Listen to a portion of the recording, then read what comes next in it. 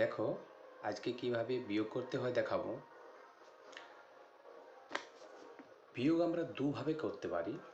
এই বিয়োগের নিয়মটা যদি তোমরা শিখে রাখো তাহলে আমি 100% বলে দিতে পারি যে কোনো বিয়োগ তোমরা করতে পারবে। প্রথম কথা হচ্ছে, বিয়োগ করার আগে আমাদের আরেকটা বিষয় লক্ষ্য করা দরকার, যেটা হলো যে আমাদের অঙ্ক কেন কঠিন লাগে। অঙ্ক কঠিন লাগে তার কারণ হচ্ছে যে দেখো, অঙ্ক শুধু একটা জিনিস নিয়ে তৈরি হয় না। একটা জিনিস বলতে আমি যেটা বোঝাচ্ছি যে শুধু বিয়োগ করলে অঙ্ক হয় না, কিংবা যোগ করলে অঙ্ক হয় না, বা গুণ করলে অঙ্ক হয় না, ভাগ করলে অঙ্ক হয় না। অঙ্কের অনেক পার্ট আছে, অঙ্কের অনেক পার্ট আছে, বহু পার্ট আছে। তার মধ্যে যেটা হচ্ছে বিয়োগ আছে, যোগ আছে, ভাগ আছে, গুণ আছে, ভগ্নাংশ আছে,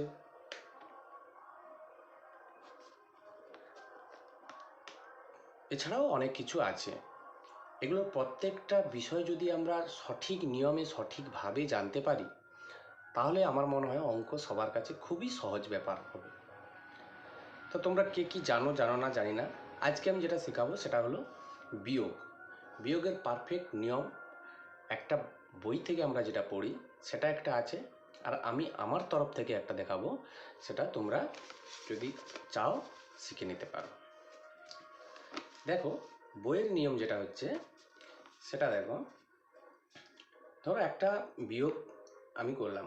প্রথমে হচ্ছে 7 থেকে 5 বাদ দেব। দেখো, হায়ার লেভেলে কিছু বিয়োগ আছে, সেগুলো হায়ার লেভেল বলতে যখন আমরা মাইনাস প্লাস যেগুলো বীজগাণিতিক রূপে করা হয় সেগুলোতে যদি আমরা করি, সেগুলো আলাদা রকম কনসেপ্ট আছে। এখানে আমরা ছোট লেভেল মানে হচ্ছে 1 2 3 4 এই বিয়োগটা জানতেই হবে, ঠিক আছে? তো দেখো, 7 এবং 5, 7 থেকে 5 বাদ দিলে আমরা অনেকে জানি, আর যারা জানো না দেখে নাও। তাহলে 7 থেকে 5 বাদ দিলে হয়ে যাবে 2, ঠিক আছে? 7টা থেকে 5টা বাদ দিলে হয় 2। এইবার দেখো, যদি কোনো সময় দুটো সংখ্যা চলে আসে, যেমন ধরো ওপরে দুটো সংখ্যা চলে এলো 2 আর হচ্ছে 5, 25, সেখান থেকে আমাদেরকে বাদ দিতে হবে 7। দেখো এই ঘটনাটা দেখো, বিয়োগের প্রথম নিয়ম তোমাদেরকে মনে রাখতে হবে যে একক, দশক, শতক এই সংখ্যাগুলোকে মনে রাখতে হবে। একক, দশক, শতক। প্রথম কাজ হচ্ছে যে প্রত্যেক এককের ঘরে সংখ্যায় যেন এককের ঘরে থাকে, দশকের সংখ্যা যেন দশকে থাকে, শতক যেন শতকে থাকে। কোনো সংখ্যা যেন কারুর ঘরে ডবল না যেন হয়ে যায়। এককের ঘরে যেমন 2 10 5 25, 25 থেকে আমরা বাদ দিচ্ছি 7। দেখো, 7 কিন্তু শুধু একক, 25-এর 5 হচ্ছে একক, কিন্তু 2 হচ্ছে দশক। আমরা একক দশক হিসাবে যদি এখানে লিখি একক দশক, তাহলে দেখো 5 আর 7 এককের ঘরে আছে, 2 কখনো কিন্তু দশকের ঘরে আসবে না। এই বসানোটা কিন্তু ফলো করতে হবে, বসানোটাকে ঠিকঠাক রাখতে হবে যে আমি কোন ঘরে কোন সংখ্যাটা বসালাম। এককের ঘরে একক, দশকের ঘরে দশক, শতকের ঘরে শতক, হাজারের ঘরে হাজার, এরকম চলতে থাকবে। এইবার ঘটনা হচ্ছে যে প্রথমে আমি এককের ঘর বাদ দেব। এককের ঘরে ওপরে কত আছে? 5, 5 থেকে আমাকে 7 বাদ দিতে হবে। এখানে আমি বলে রাখি, বিয়োগের প্রথম যেটা নিয়ম, 1 নম্বর নিয়ম হচ্ছে, যদি আমি 1 নম্বর নিয়ম বলি বা 1 নম্বর ধারণা বলি, যে তোমাকে মনে রাখতে হবে যে ছোট থেকে বড় বাদ দেওয়া যাবে না। ছোট থেকে বড় বাদ দেওয়া যাবে না। তাহলে কি হলো? প্রথম হচ্ছে ছোট থেকে বড় বাদ দেওয়া যাবে না। প্রথম দেখো, তাহলে 5 এসে গেছে ওপরে ছোট থেকে গেছে, নিচে বড় থেকে গেছে, তাহলে এখানে আমি বাদ দিতে কিন্তু পারবো না। তাহলে কি করতে হবে, 1 দশক ধার নিয়ে নিতে হবে। এখানে আমি 1 দশক বলতে 10 কোথা থেকে পাবো, সামনের যে থাকবে তার থেকে পাবো, ঠিক আছে। আর যদি সামনে না থাকে তাহলে কি হবে, তাহলে তো ছোটই হয়ে গেল, হবেই না। সে যাই হোক, তাহলে প্রথমে কি করব, আমরা দশক ধার নেব। আমি দশক বাদ দিয়ে দিই।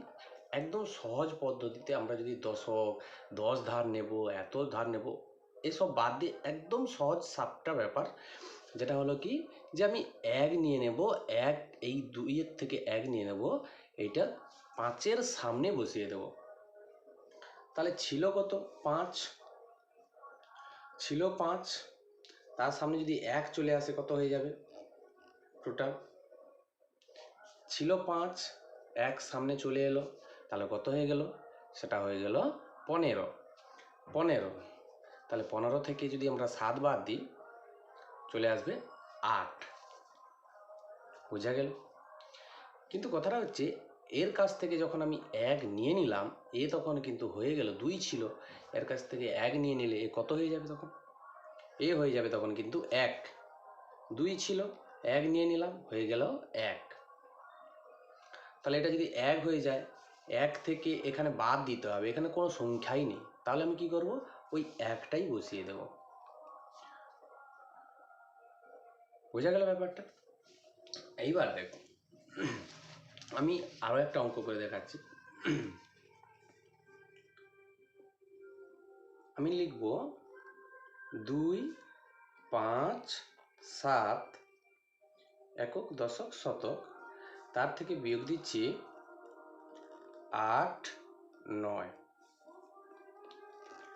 এটা আমি বিয়োগ করব। তাহলে দেখো কিভাবে বিয়োগ করব। প্রথমে দেখো, প্রথম আমি যে বলছিলাম ছোট থেকে বাদ দেওয়া যাবে না, 7, তাহলে প্রথম এককের ঘরে 7 আছে, 9 আছে, এই এককের ঘর প্রথমে বাদ দেব। এককের ঘর বাদ দিতে গেলে আমাদের তাহলে কি করতে হবে, প্রথমে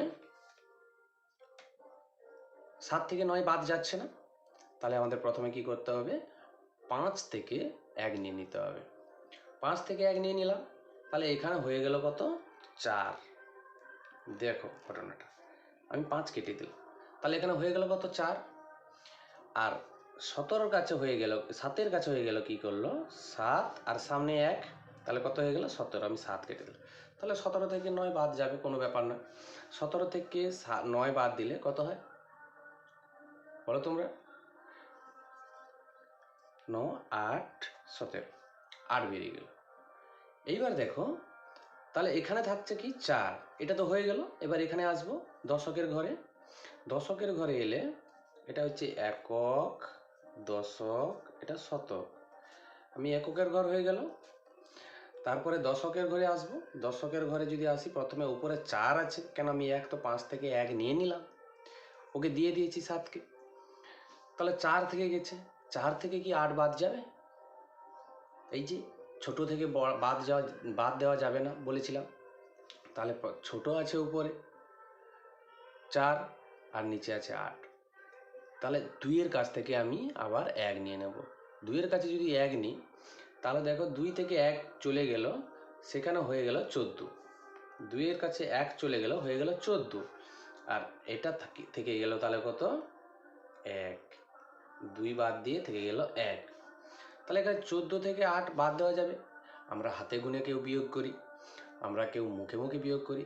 এবারে দেখো 14 থেকে 8 বাদ গেলে 6, যে যেরকম পারবে বিয়োগ করে ফেলবে, 6, ঠিক আছে। আর এখান থেকে গেল 1, শতকের ঘরে চলে আসবে। এবার 1, নিচে কিছু নেই, তাহলে 1 নেমে যাবে, তাহলে বিয়োগফল দাঁড়ালো 1, 6, 8, এটাকে 168 বোঝা গেল। এইটা হচ্ছে নিয়ম। এটাকে যদি আরেকটু কঠিন করে ধরি, যেমন ধরো আমি আরেকটু ধরে দিলাম একটা, যে